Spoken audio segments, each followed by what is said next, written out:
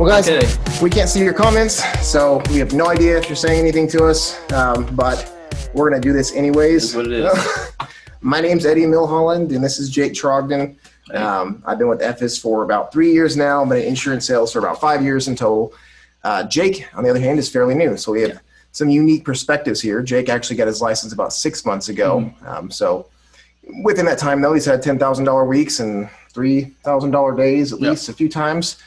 So he knows what he's doing because he followed the system, he plugged in, he's very coachable, and he's a hard worker. So what we're going to do is we're going to have Jake share a few things with you guys as far as what he's found to be effective as a newer agent, and some of the big key things he has as far as sharing advice for newer agents like himself.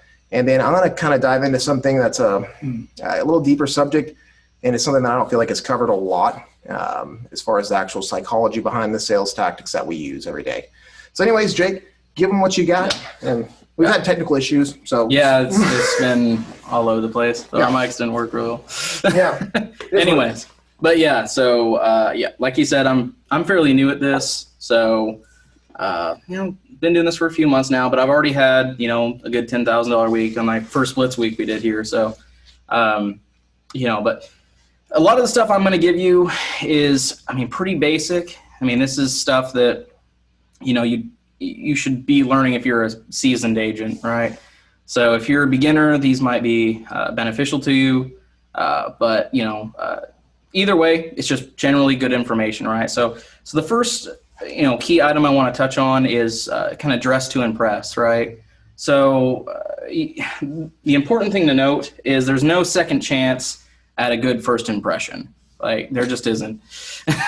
So this is a pretty key principle, just because you want to present yourself as someone that you would trust, right? Like, if you have never met someone like you before, somewhere to walk up and, you're judging them based on how they look, immediately. Actually, there's a few studies that have come out, where we know based on data collected by Forbes and other companies like that, they show that, people have a general sense of a first impression of who you are within the first 7 to 10 seconds with seeing you.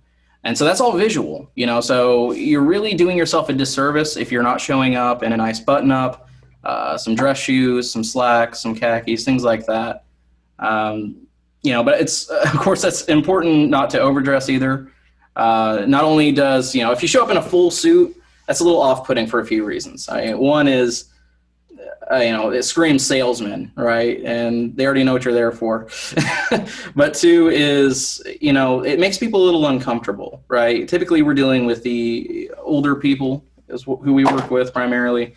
And if you're showing up in a full piece suit, especially unannounced, if you're door knocking, most of these people, their houses aren't picked up very well, things like that. They might be laying around in sweatpants. And if you're lucky. Yeah, if you're lucky. Yeah. So it would make you uncomfortable if someone shows up in a full piece suit wanting to talk to you for about 2 hours. So that's one really key item you want to touch on, right? Odds are, if you're not following this key principle, you're probably not even getting through the door, let alone closing a sale. So you don't need to be showing up in some raggedy jeans, dirty tennis shoes, and, an old shirt that you found in your closet. So dress to be an authority figure, right? Like, as soon as you walk through that door, you want them to look at you and think, okay, this is someone who's an expert in their field, but they're down to earth, they're relatable, and they're here to help me. You don't want someone showing up and being like, oh, this person's either dressed to the nine and a total salesman, and we can see that, or they're not dressed nice at all, and they're probably a scam artist, right? So that all feeds into how they perceive you. And of course, some other points here, probably the biggest one of all of them is organize your sales kit. Right. And I cannot stress this enough. Me and him. Amen. Yeah. So he's getting me, without him, I'd probably be a wreck, in this area, because there's just so much if you guys know this, there's so much to keep up with. You have brochures, you have RX guides, pamphlets, you got your company folders, all those kinds of things. You got to jam that all together in one central location. And that's possible to do. We carry around, a little arm bag, and that's effective for a few reasons. One reason is, well, if you're showing up to a prospect's home and you haven't prepared adequately for this, you're showing up to the door with like 2 or 3 totes full of stuff, whether that's, like one tote's just full of your brochures, the other's for, charts that you're showing them, funeral inflation guides, whatever. The one issue you're going to run into is people are going to perceive you as someone who's staying for dinner, right? Someone who's going to stick around for a long period of time. And, that's just not appealing to someone that you're walking up and meeting for the first time.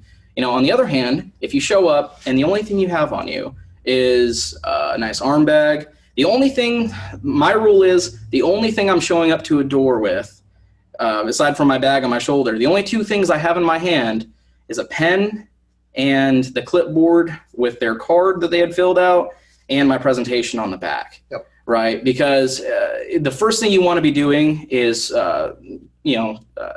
confirming information that they've written down. You don't really have a chance to do that if you're fumbling through like 3 different totes of stuff, right? So if you show up and you got a bunch of totes of stuff, you're like, oh, sorry, Mary, I got to put this down for a second. And then you pick up your clipboard and then you're like, yeah, you put your age as 67. Is that right? It looks sloppy. It doesn't look good. On the other hand, that also allows you to look like you're really efficient and you're quick. If you're just showing up with a clipboard in your hand and a pen, and you're like, yeah, you put your age as 67. Is that so right? Awesome. You check that off. And then you go right back into presenting who you are, why you're here.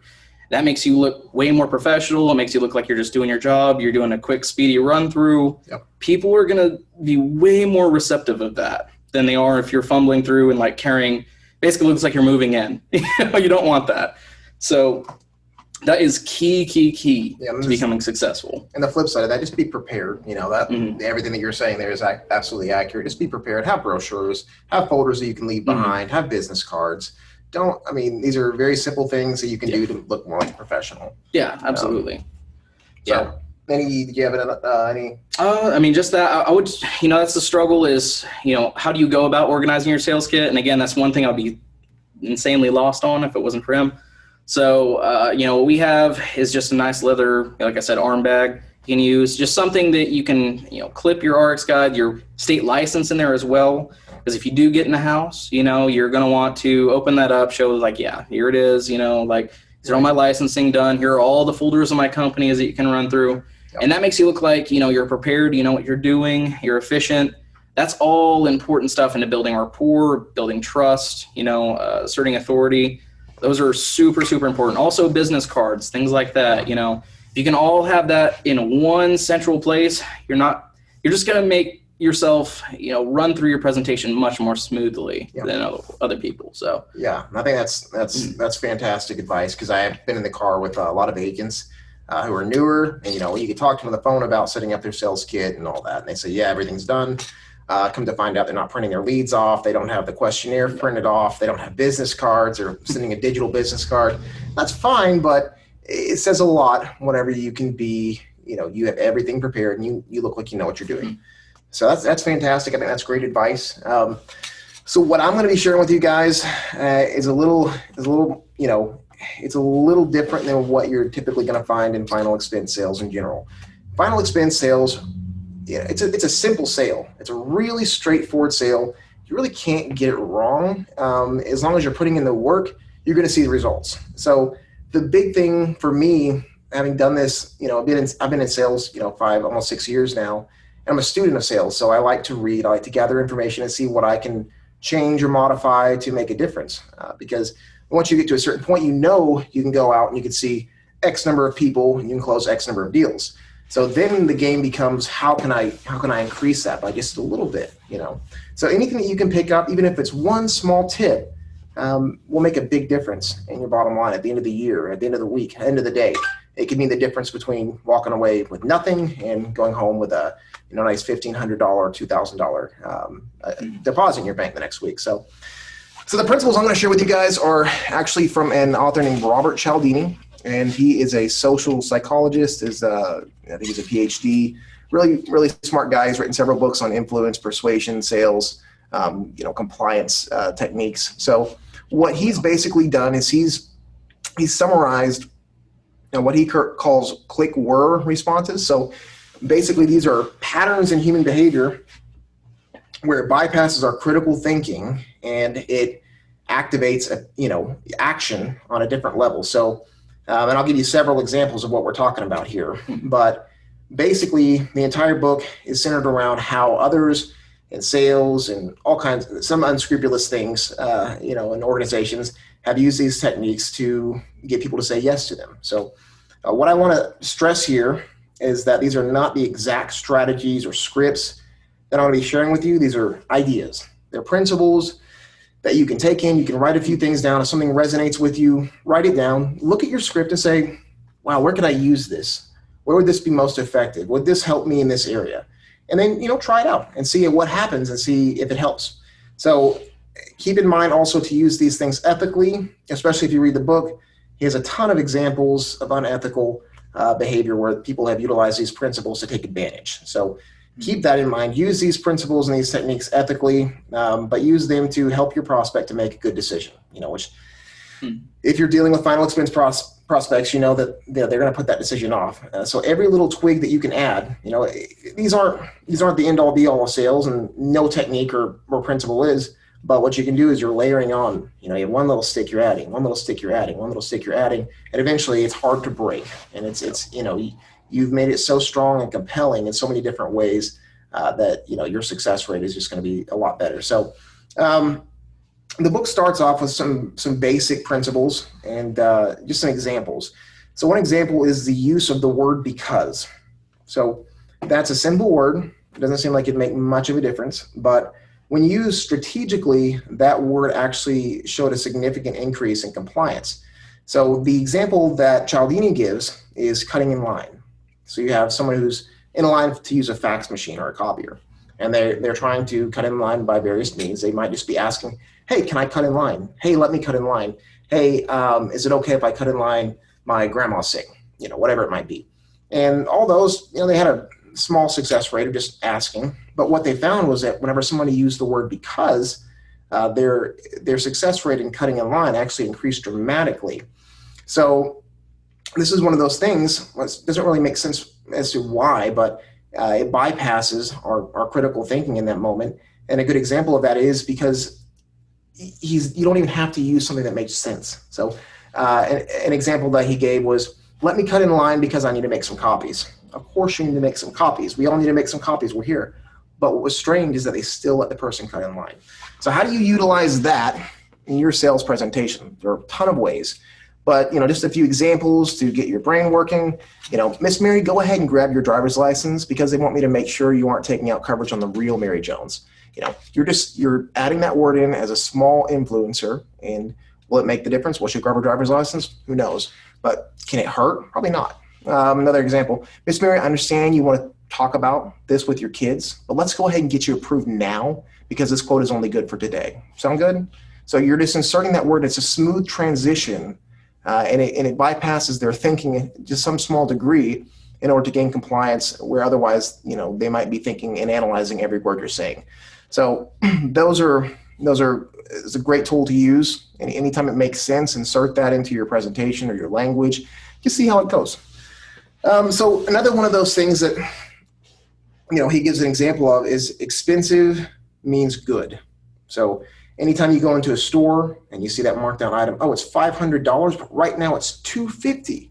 Well, $250 is expensive still, but you're thinking, wow, well, that's a big savings. So it must be a good item if it's worth $500 initially. So it's a pattern, it's a shortcut pattern we use to determine the value or the quality of something without actually looking at the thing itself. So often people see, 3 or 4 items, and sometimes if they're looking for quality, just from the price alone, they're going to say, well, this is probably the best one. And that's a fair assumption. It's useful in that because typically more expensive items are higher quality. So how can you use that in your sales presentation? That's a little bit more of a tricky one, but what I'm trying to do here is break these principles down and give you examples of how you can use them in final expense. This is a great book. It's a lot of information. It's an 8-hour book, but without actually seeing real examples of final expense and what you're doing in your everyday life, it's kind of useless. So I've kind of done the legwork for you guys, and you're very welcome. Just playing. One thing you might do, and this, take these items. They're not lying in any means, but some of them are stretching the truth a little bit. And if you're not comfortable with that, obviously, like I said, these are just examples. But Mary, this is usually a lot more expensive if you were to buy it on your own. Let's say we're showing them a prosperity policy, or any policy for that matter. If they're going to buy it over the phone or the internet, they're probably going to have a 2-year waiting period, or it'd be guaranteed issue or modified. So you can show them the quotes. Say, usually this is a lot more expensive if you're going to buy it on your own, Miss Mary, and I'll show you what that would look like. Show them prosperity, 10,000 modified.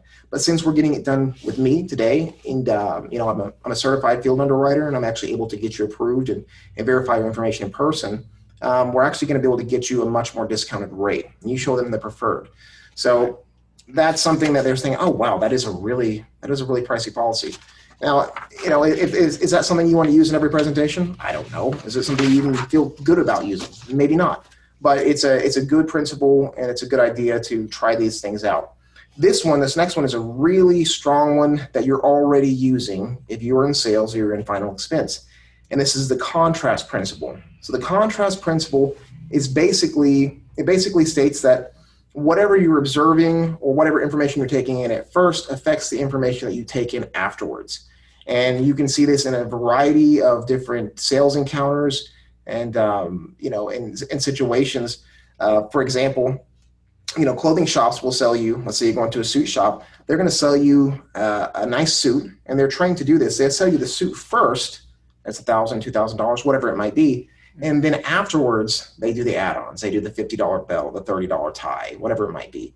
So those items, if they would have done it in reverse order, obviously it wouldn't have worked out the same. But since the person just bought a $1,000 suit, a $50 belt doesn't look so bad. Realtors do this as well. So they'll show you a kind of rundown house or something that they know is not going to fit what you want before they show you the real house that they want to sell you. So they're preparing you for what they really want to do. So a few examples of how you can use this in your final expense sales. And these are just kind of on the fly. A few of them are what you're going to use anyways if you're doing this right. But showing term life insurance in comparison with whole life. So hopefully you're all doing whole versus term, and you're educating your clients on what the difference is and how your product's better. But showing term life insurance before the whole life sets the whole life up to look great, especially when you go line by line. Term life insurance increases usually every 5 years. It goes up to this amount. It goes away. There's no cash value. It's like renting, and you show them whole life. So the whole life's going to look a lot better, and they're already going to be more sold on your product that you're showing them. Yeah. Showing them higher premiums first and then going down. So this is something that hopefully you're all doing in this order. And I know a lot of people, there are 3 basic closing patterns. There's a few, but one is the 3 quotes, and the other one is starting with a higher premium, then walking them down.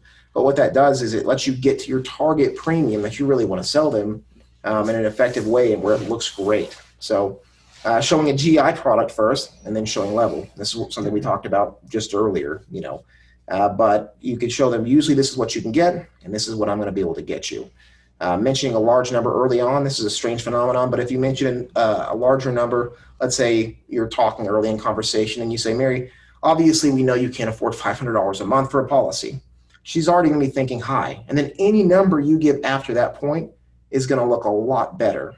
They found that different restaurants with like 99 in the name or something like that, or a higher number, people will typically spend more money there or associate it with better food. So these are all things that come into play.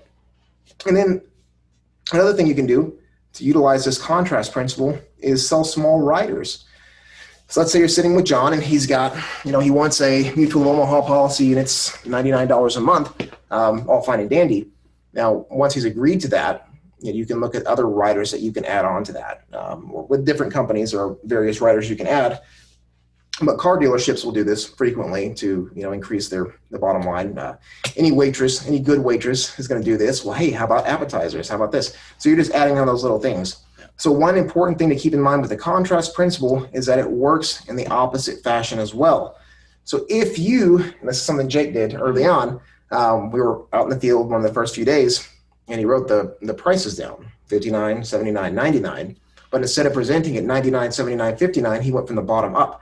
And you could see the look on the lady's face where she was like, ooh, 59, oh, 79, 99. So she was not happy with that. So after that point, we left the home, and I said, you always want to start from the top down. And that's something you don't really think about, but it makes a huge difference. So make sure that whenever you're showing your premiums, you're showing them from the top down so that principle works for you and not against you.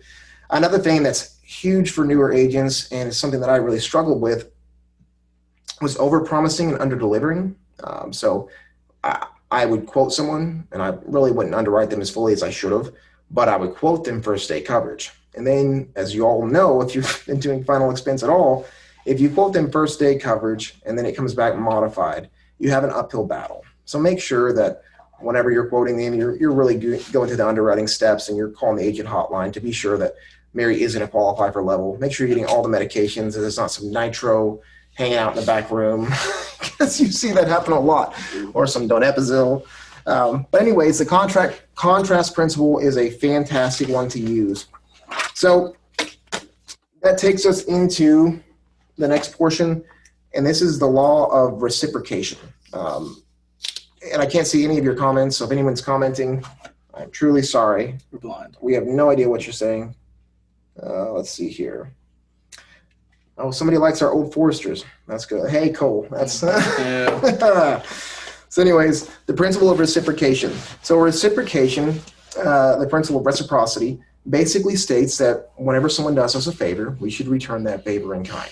And this is the glue of civilization, really. Without it, we'd never be trading beads or buying things or trading services. But it's also utilized in various ways to kind of get people to do things they otherwise wouldn't have done. Give me a second here. So this rule is a pretty powerful one. You can see it in various situations, from politicians to the Hare Krishna Society. It spans various cultures in a lot of different ways and is utilized by a lot of different people. So the important thing to remember about the principle of reciprocity is that it's pretty well overpowering. So there's something inside of us at any given time that says, I have to repay whatever I'm indebted, So if Jake has kids, which he doesn't, but if he did, and I went to his kid's birthday party, then hopefully he would feel indebted to come to my kid's birthday party. And if I got his kid a big bicycle, maybe he'd get my kid something cool too. Or for instance, he got me that bottle of Whistle Pig down there for my birthday, and I'm going to have to get him something good for his. So this rule, it's something within us that says, I don't want to be seen as a mooch. I don't want to be seen as someone who takes advantage without repaying the kindness. So he gives a few different examples, which are different studies that they've done, and they're really intriguing. One is where these two men are taking a test together, whatever the case may be, and one leaves, and he goes out and he gets a soda. And he gets a soda for the other person in the room. They're strangers. But he says, here, I got you a soda. And so after that point, he says, hey, I'm doing a contest with my company. I'm selling raffle tickets. I can win $50. Would you care to buy some raffle tickets? And almost every time that they give the man a soda, the man would in turn buy some raffle tickets.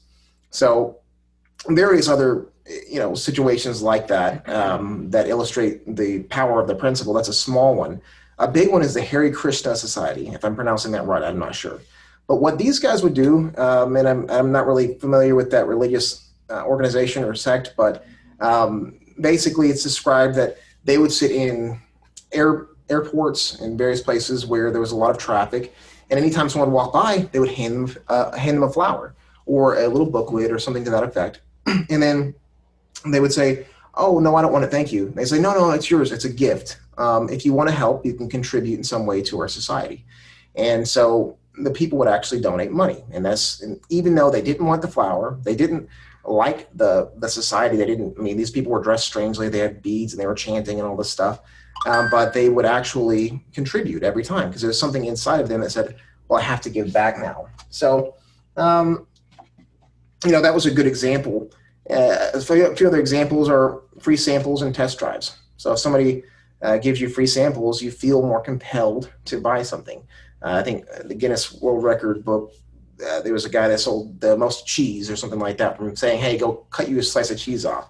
But there are a lot of examples of this principle being utilized, from free samples and test drives to leaving products behind for a day to vacuuming your floor if they're a vacuum salesman. A few examples that I've seen, one is Ben Bowman giving away catfish for appointments. So it's a perfect illustration of how this principle works.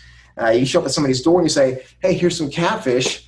You know, I mean, they're not going to turn you down. That would be rude. They can't decline the catfish either.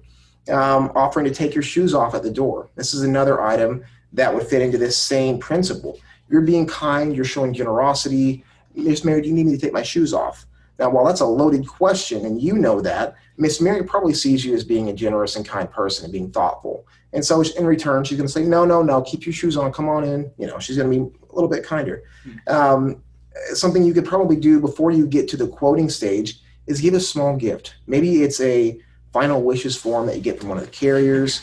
Maybe it's just a little planner or calendar or pen, anything. Even though it's small, it's going to have an impact. So this rule, even though the person didn't ask for the gift, they're still indebted to you. So it's still activated. And the really interesting thing about this is that likability has no factor in this. Whether Jake likes me or not, if I help him out, he's stranded on the side of the road, and then I help the guy out, he's like, man, that Eddie, he's some words, but he helped me out. And then I'm stranded on the side of the road, and I say, hey, Jake, help me out, buddy. He's going to feel indebted to do that. And he gives one example of a situation just like that. A man jumped this lady's car, and she said, hey, if there's anything I can do for you, let me know. And he shows up 2 weeks later. He says, hey, can I borrow your car? She didn't know the guy. She let the guy borrow her car. And so that just goes to show you how powerful this can be. And even though the initial gift or the favor is small, the actual thing that you ask for in return can be larger. So start utilizing this. Some things you can do, like I said, those are some other things that you can do, like Ben Bowman giving away catfish or, whatever it might be. You don't need to give a large gift. Something small will activate that. You can give a copy of the I'm Your Policy sheet that you print off, before you even ask. Also an important part of the sales kit. Yeah, absolutely. Important part of the sales kit. A discount card. I've seen a lot of people help people out with their medications with GoodRx or something like that. You've done them a kindness. Now, that doesn't mean that they're going to buy from you, but it probably helps your chances of them buying from you. One instance, I went to a home and they were really undecided, but they said, come back the next day. And I was really new. This was my first sales.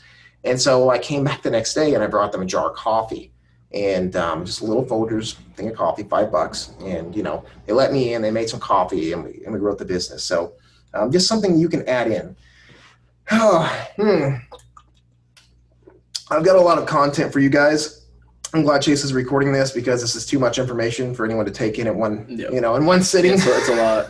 It is a lot. Yeah. Either way, we're going to get through it.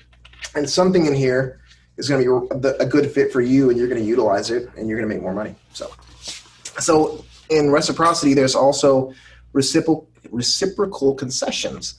So, and a lot of these things tie in together. There are several different principles at play in any given action that you do.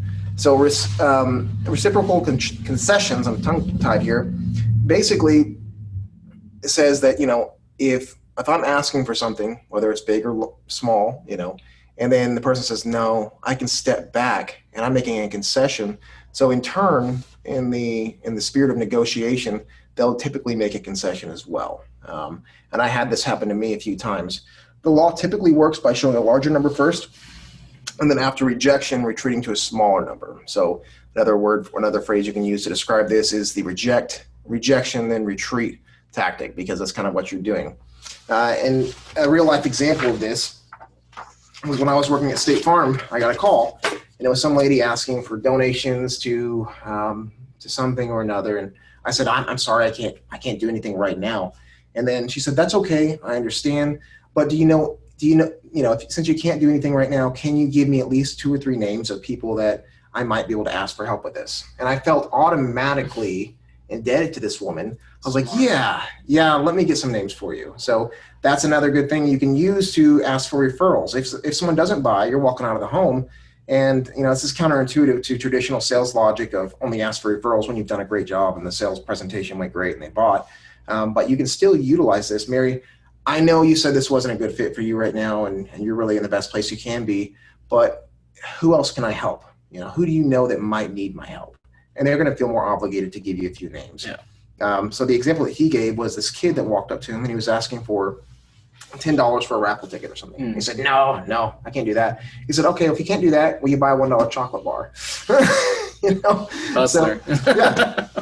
Yeah. So that's exactly it.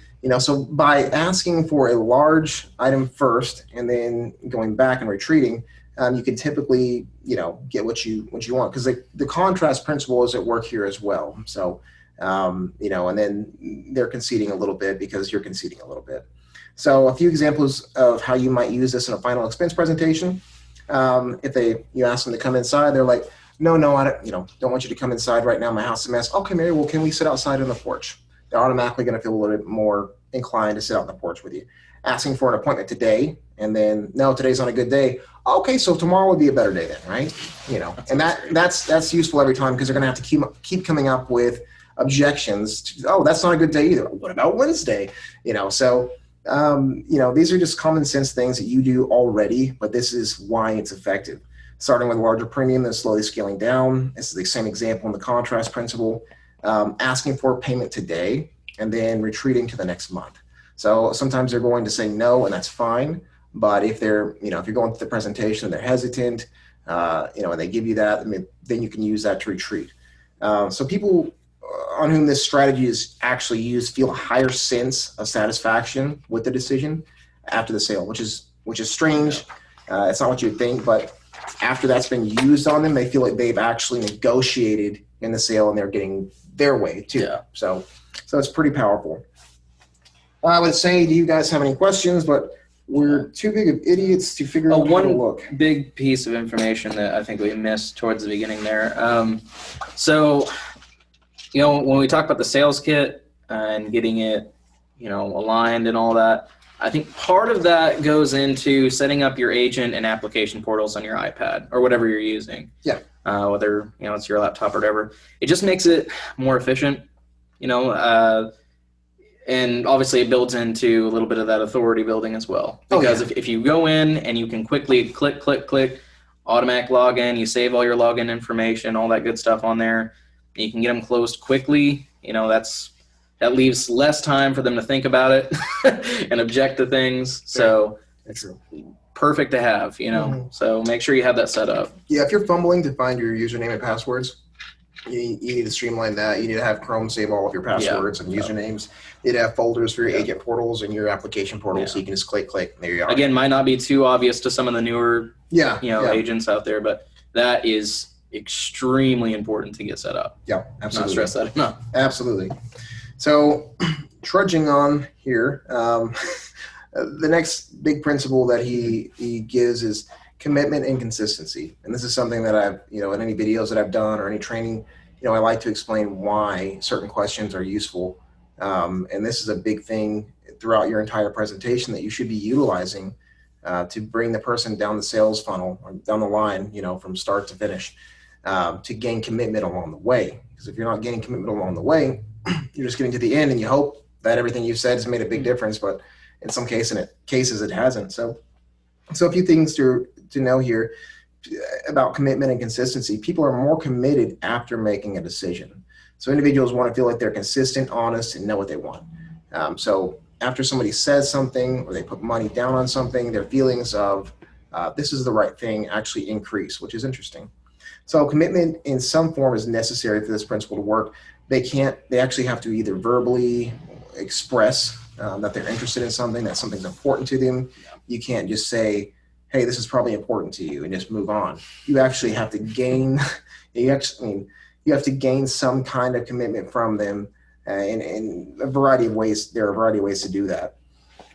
So in this chapter, he actually finds that surveys followed by a request are most likely to cause a change in the way a person views themselves and therefore their behavior. So an example would be that, he had a caller calling an area and they'd ask them, is safe driving important to you? They'd ask for a quick survey. And the people that said yes, 2-3 weeks later, whenever they were asked, hey, can we put this sign in your yard that says, please drive safe? That would actually increase the amount of positive responses that they would get from just that interview, which is 2 or 3 weeks earlier. Yeah. So whenever you answer something and you take a firm commitment on something or a stand, it actually changes the way that you view yourself, which is powerful. So asking even simple questions like, how are you doing today?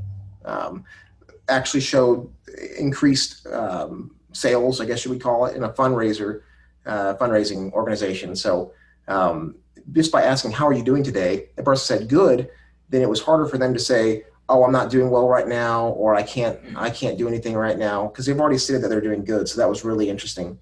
So people can commit verbally, in writing, with their behavior, and in public. The most powerful commitments that people can make are in writing, with their actions, or in some kind of public space. If somebody is, and this is why whenever you're quitting smoking, for instance, or you're wanting to lose weight, you call all your friends, you say, hey, I'm going to quit smoking by this date. And you tell 50 people, as many as you can. You make a post on Facebook about it. You write it down. This is the date you want to quit, whatever it might be. Psychologically, that's shown to be a lot more effective. Even in goal setting, when you write down your goal, it's already much more concrete and rather than just having it floating in your mind. So, people that are writing things down, whether it's an application or it's a document, you say, this is your promise for your policy. Will you sign this for me? Will you read over it and sign it if this is important to you? This is going to help your consistency, or your persistency, I should say, in the long run, and help you to keep clients on the books, get referrals, just have a customer for life. So another thing that they found is that the harder it is to get through or to do something or acquire it, the more important it is for that person. So just like the kids who had to work for their first car, they had to go out and mow yards and had to buy a beater. They appreciated that car much more than the kids that were just handed a 2020 Beamer or whatever it might be. So how can you use that for your final expense presentation? How can you use that to be more successful in sales? Ask questions that require small commitments throughout the entire presentation. And if you're doing this right, you should already know what these questions are every single time and be asking the same ones consistently.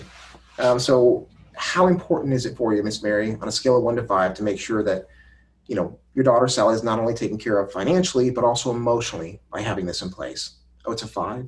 Okay, probably a 5+, probably a 5++. She's making a firm commitment verbally that this is important for her. Now, Miss Mary, let me ask you, if you had this taken care of, would it help you sleep better at night? It would. Of course it would. You're a good parent.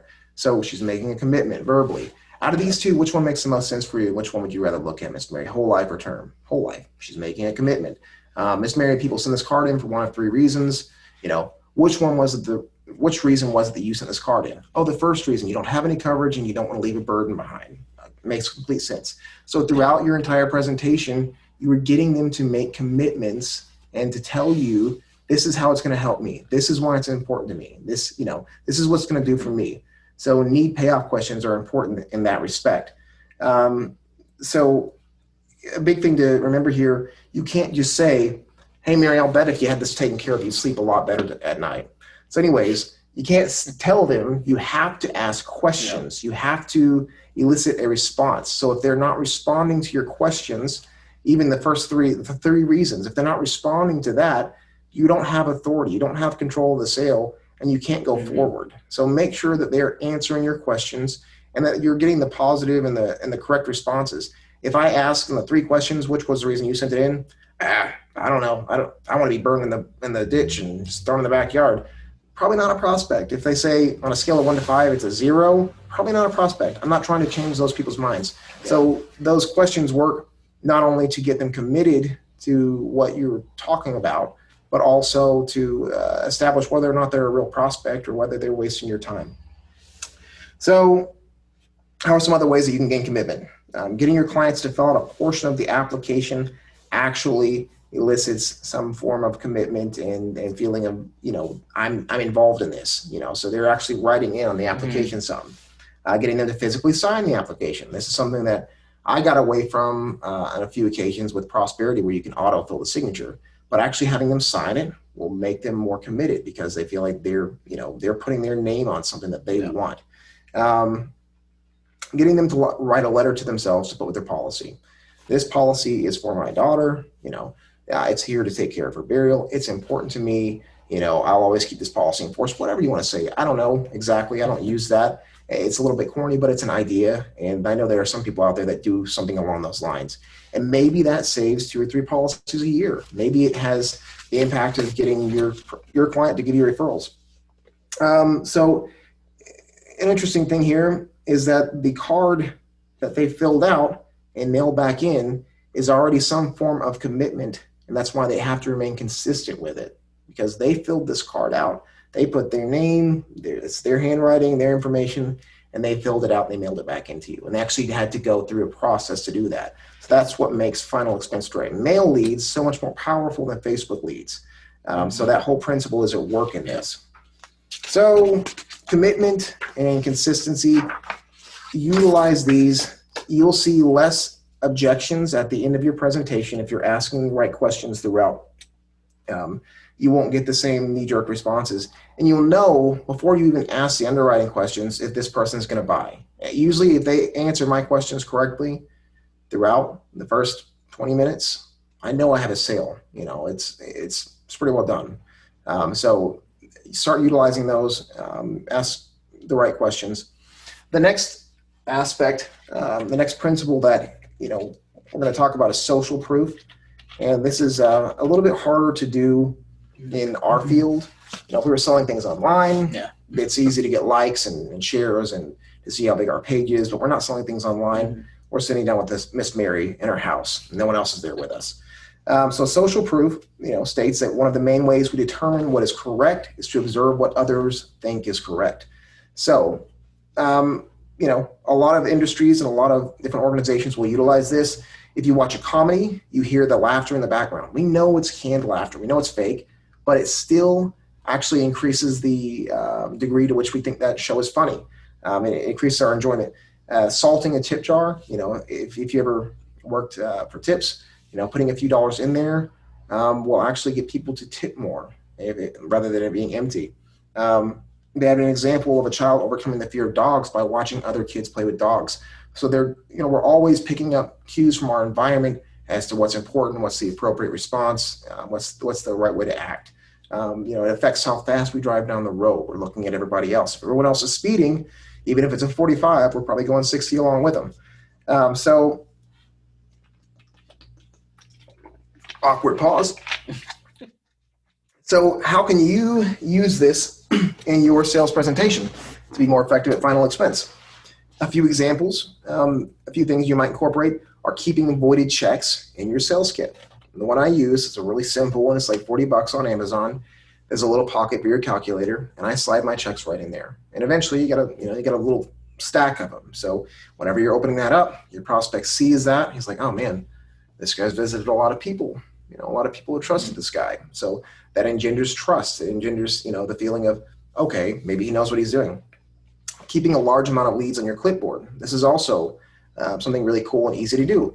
If you have 10 leads, who cares? Print off some other ones. Get a big, thick stack like that. You've got people to see. You're a professional. You're going to be out there in the field delivering this information. You can't waste time. So having a big number of leads on your clipboard actually will make it look like, hey, Mary, I got a lot of people to see. I know you want to think about it, but I've got a ton of people to take care of.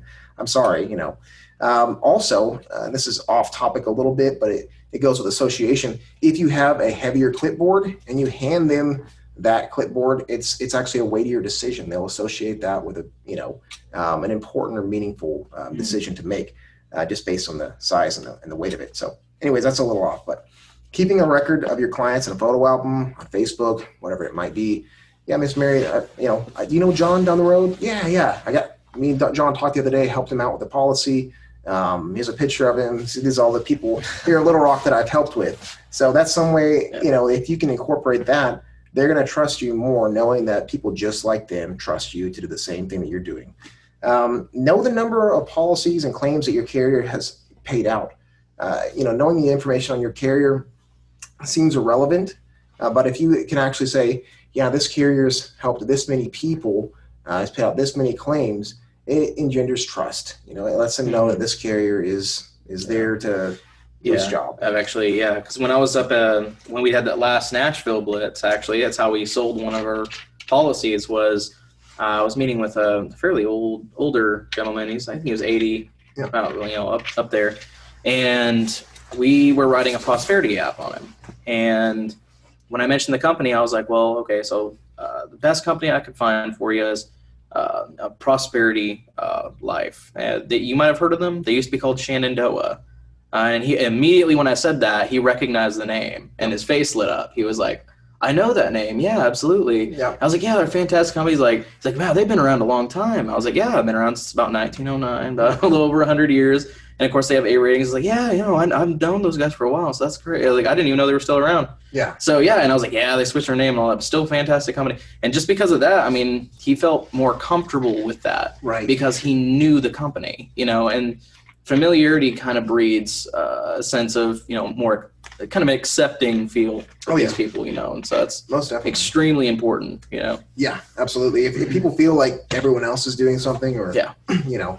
This is the way that the world is going right now, then they're typically going to jump in line, which can create some dangerous situations as well. But that is a tool that you can use. Oh yeah, absolutely.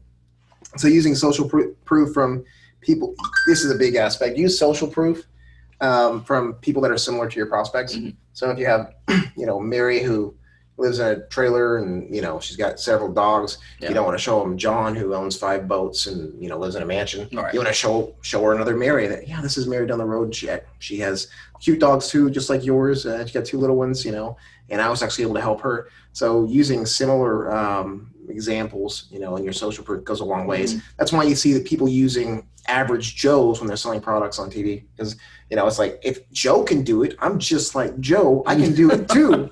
So then a few other things, site increases in the general public buying life insurance because of, let's say COVID, for instance. Right now, actually, people getting life insurance policies in place has risen tremendously by X amount. People are really concerned right now. Carriers are, getting a little different around this COVID stuff. So a lot of people are going ahead and getting it taken care of. And last example, use social proof like Matt Van Buren. That guy is always getting in the chat, and he's talking about how he sold a policy by calling an ex-client or calling a client and letting them do the selling for him. So that's powerful. That is some powerful stuff. If you can get the guy you spent 3 hours with writing an app, and he loves you and he makes you coffee and all that stuff on the phone to vouch for you, and that is some powerful stuff. Mm-hmm. So if you're not utilizing some form of social proof, try some of those tips to incorporate it and make yourself a little bit more trustworthy and all of that. Yeah, there are a few unconscious things too that work into that. I mean, so I've been reading this book by David Eagleman, who's a neuroscientist. It's called Incognito: The Secret Labs of the Brain. And in there, he touches on a few psychological concepts, the things that we're just not aware of, right? So the fact that people, with the same first letter in their first name have a higher chance of getting married, weird things like that. Or when they've done experiments with people choosing which tea was better that they drank, but even though it was the same tea that they gave them, they just showed them 2 different boxes. And whatever box had the same first letter in the name as their first name, they tend to like that tea better, even though it was the exact same tea that they were drinking from, So familiarity. That's familiarities. So absolutely. That's what we're gonna. Oh, is that you already got that? Okay, it goes right into it. Okay, that's less social proof. It's exactly what we're gonna talk about. It's liking. Well, there's some neuroscience for you anyway. Yeah, if you guys don't know, Jake's going to college for neuroscience, so he's always talking and saying big words that I have no clue what they mean. I don't study neuroscience. My brain's all over the place. That's probably why I'm a little. I have to apologize in advance. I'm a little scatterbrained. I just started, the new semester like 2 days ago, or this last Friday, so he gets stressed. I'm a little stressed out, but it's okay. It's okay. We're still he's still on top of it. Yeah. So this one's a little harder to implement. It takes a little bit more finessing to figure this out, and I obviously can't tell you how to do all this, but it's likability. It's huge. And, it's one of those things that if you don't have it, sometimes it's hard to generate. Without actually just being a likable person, but there are ways. So people buy from people they like. This is a stupid simple fact that we all know. This is why Tupperware parties are so successful. And a lot of those multi-level marketing organizations make a lot of money by getting agents to sell to their family and friends, because people buy from people they like. And so if you can be more likable, you're going to make more sales, obviously. So you can increase your likability by mentioning the name of someone that the prospect knows. Going back to referrals, this is why referrals are so powerful. Hey, Mary, John sent me from down the road. He said I might be able to help you out. He's a fantastic guy. I love chatting with him, whatever. If you can mention the name of someone or that the person knows and they like, then that's automatically going to give you a lot more ground to work with. So there's an interesting effect called the halo effect. And this is basically the effect of if you're attractive, people seem to associate trustworthiness, intelligence, competency, honesty, all those things with you if you're trustworthy. Now, obviously, some people are cursed in life, like myself, Jake here, and we can't look more attractive or better, but we can groom ourselves well. We can smell nice. We can dress decently. So, if that's something that's really doesn't need to be touched on a lot. I mean, but if you can be more attractive, people are going to associate you with more intelligence. So Be more attractive. That's all we got. So similarity, people like them. So dress in a semi-similar fashion while remaining professional. So for instance, I'm here in Arkansas, blue jeans. I'm not wearing slacks. I'm not wearing khakis even. I'm just wearing blue jeans, and that's fine. I'll sometimes wear one of those checkered shirts that kind of looks like a tablecloth, and that's okay because I'm in the South and I'm in a place where most people are farmers and all that stuff. Now I don't wear cowboy boots. That's just not me. But if you can dress and act somewhat similar, if you sound, act, and move like your clients to some degree, they're going to like you more. It's just natural, So, and I'm not saying telling you to lie about this, but agreeing with them on major issues like political issues or religious issues. Don't go against the grain. If they're hardcore one way or the other, I'm typically like, yeah, me too. Yeah, if you're getting in a house and the first thing you're doing is starting a political debate with your prospect, no. You don't like money. Yeah. So matching and mirroring is important. This is something that a lot of people say, hey, match and mirror. Nobody really tells you how to match and mirror or how it works, and I'm not going to tell you right now either. But just figure it out. Small things that you can do, small movements that the person makes. And if you have your script all laid out and your presentation flows naturally, then you can spend more time focusing on their body language, on how they're positioned. Matching and mirroring is a natural phenomenon that we do with each other. Like, if somebody's standing here that I like, you can tell Jake is mimicking me right now by crossing his legs. Obviously, before you. Whatever. Obviously, see now I switch. Now I'm switching. See, here we go. Weird man, switching legs. So anyways, doing small things. If they raise their right hand a little bit, you can raise your left finger a little bit. And that still has the same effect unconsciously of them thinking this person's like me. But it has to remain unconscious. Otherwise, you look like you're manipulative. So matching and mirroring is an important thing to learn. Research it some. Another aspect of likability is compliments. People like people who compliment them. That's pretty basic. There was a car salesman. He broke the record for the most cars sold. And every year, what he did is he sent out like 13,000 letters a month to his community or whatever it was. And the letter was really basic. It said, I like you. This is super weird, but it said, I like you. And the guy sold a ton of vehicles because people like to be liked. Isn't that strange? It's strange. That's basically really all he said. I mean, there are better ways to go about it. I mean, I've seen weird things like that. Yeah, I mean, even if somebody knows that a compliment's not sincere, it still has a positive effect on them, even if they know it. Mary, you're looking mighty fine today. You look, what are you, 25? Mm-hmm. They know they're not 25. They know it's flattery. They still enjoy the compliment. Mm-hmm. It still gives them a sense of well-being and trust and liking for you. So, just let people know that you enjoy their company. Let people know, hey, you're great to talk with. Hey, I love your house. You got a beautiful dog, beautiful grandkids, whatever it might be. But giving them a few compliments is something that we might miss out on. And if you're not a naturally charismatic person, that's an area where you can be a little bit more charismatic. So another aspect of likability is familiarity. People trust people that they're familiar with. So in one study, they flashed really quickly a lot of different faces on a screen, and then the face that they flashed the most, the faces that they flashed the most, were liked more by the people afterwards while they were looking at the faces. So interesting. The more somebody sees something, the more they like it. And implicit association test, is that what it was? Probably. I'm not sure, but the principle remains. Yeah. So this is why you have people with their faces on billboards and going down the side of the road. But it also bleeds into a little bit of, David Eagleman talks about the mere exposure effect, which is a pretty common thing in psychology, which basically the more someone is exposed to something, especially if it's something that they tend to like, the more they're exposed to it over time, the more they like it.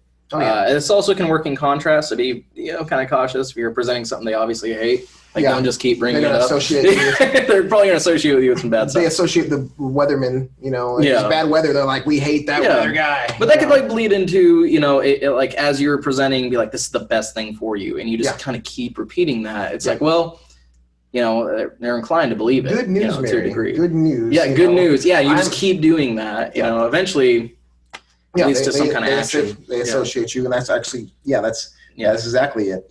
So how are some ways that you can become more familiar? You can send out a warm-up letter with a picture of your face on there, whatever. You can give them a card with your picture on it. Obviously, this is all being done in one setting, but I still think the principle applies, and I think that the more they see it, the more they like you. Yes, you can have a local presence. If you have a Facebook page, if you're running a local business, just put your face out there. Show some pictures of your family. Have a picture of you and your family in your sales kit. If you have a family, especially if you got a beautiful family, show them off. I got a picture. It's a little outdated now, but it's of me and my wife and my 3 kids. And as soon as I open my sales kit, there it is. It's right over my license. And I say, yeah, those are my babies right there. I become more human. They like me. They can see me in my natural setting. Some things that you can say to your client to help them to, like you more. And this goes with cooperation. People feel like if you're on the same team as them, they obviously like you more. So Miss Mary, we're going to, it's going to be difficult to get you approved to the medications you're on, but I'm going to go to bat for you. Okay. I'm going to make sure that we have the absolute best chance. When you're calling the current company, you're there, you're on their side. You're sitting beside them on the couch. Mm-hmm. You're their representative and you're helping them. So these are big things that you can do. Association, people will associate with you with good or bad news, the things that they're already familiar with. So try to mention big names, things that they have some positive association with, like Mutual of Omaha, AIG, Transamerica, Gerber. If you're looking at health insurance, United Home Life, Humana, Aetna. And then they're like, oh yeah, I know those companies. Those are trustworthy brands. These are things that they're familiar with already. Like Jake said, be associated with good news. Well, good news, Mary, we can save you this much. Good news, Mary, we got you approved.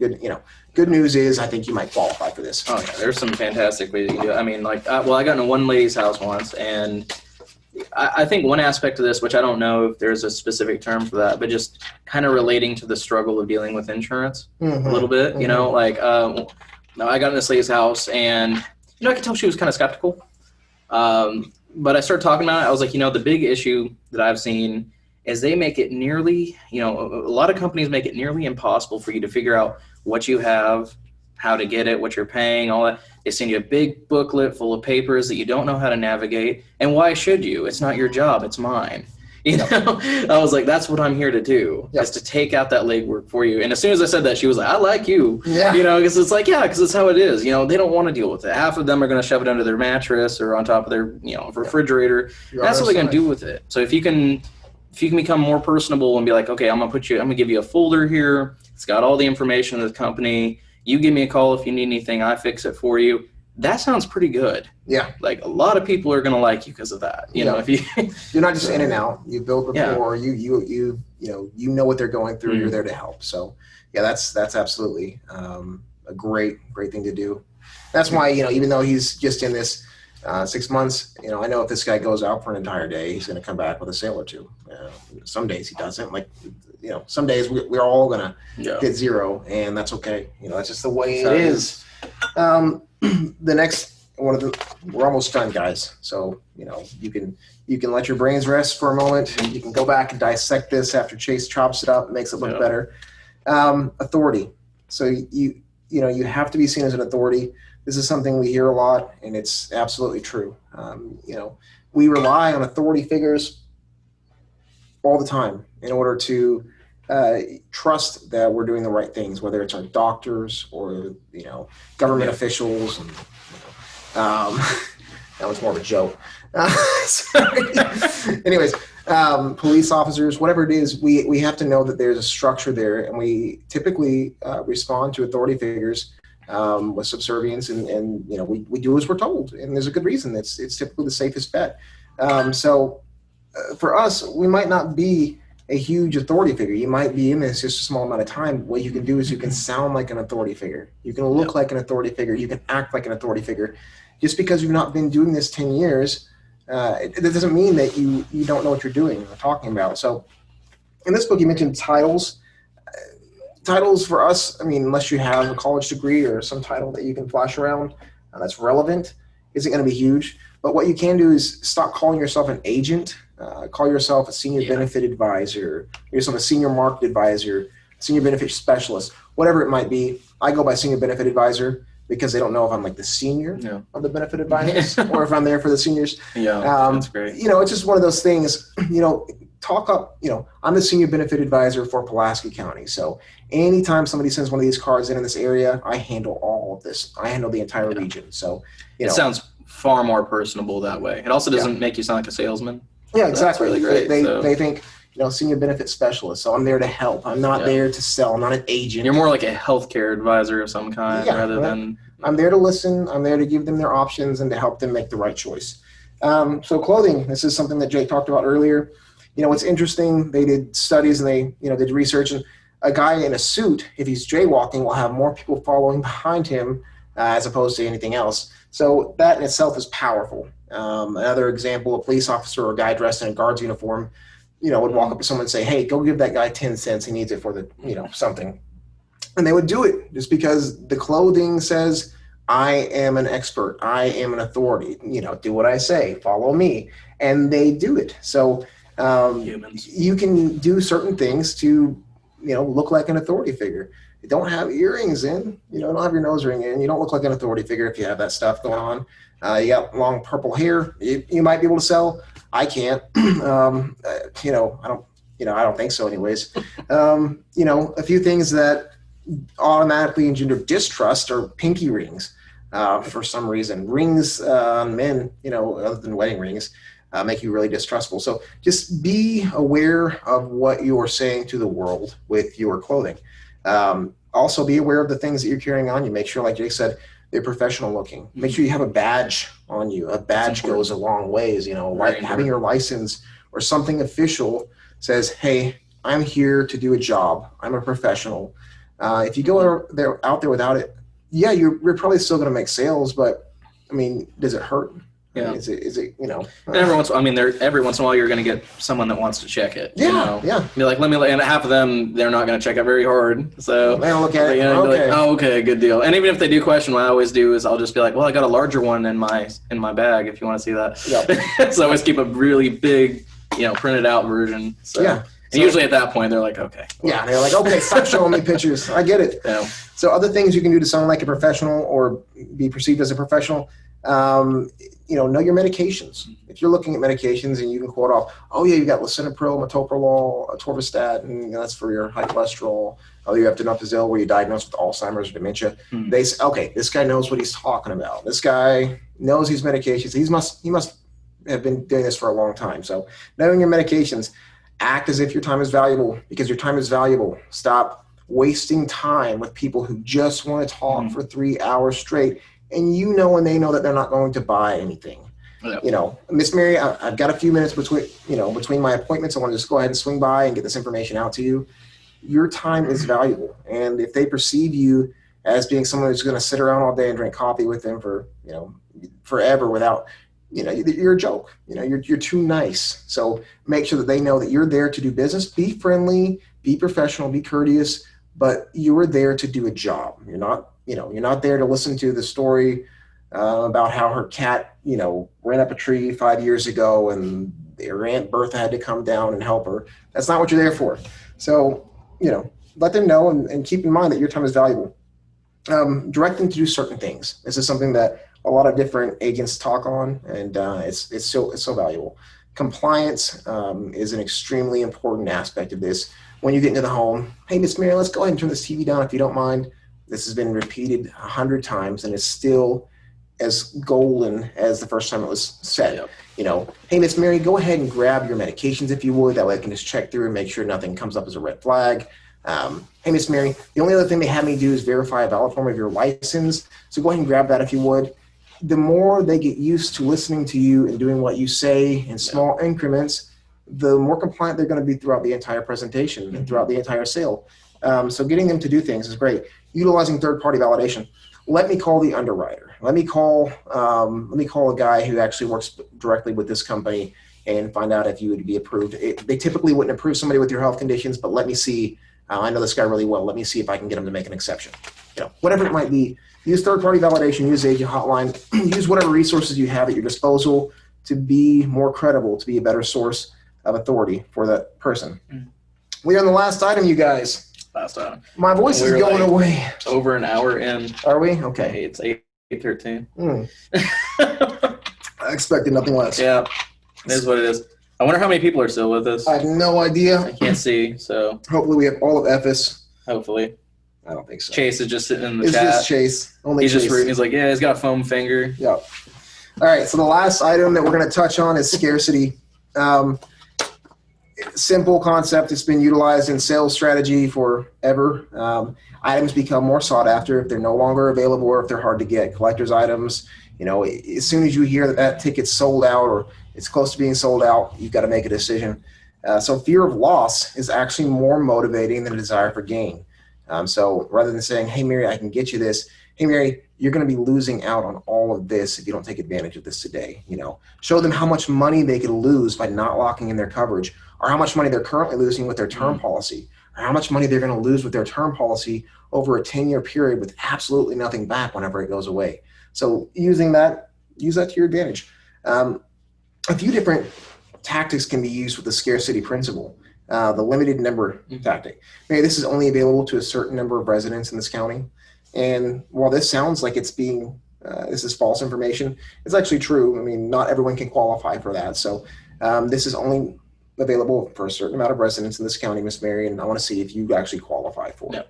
That a great one to use is no longer available.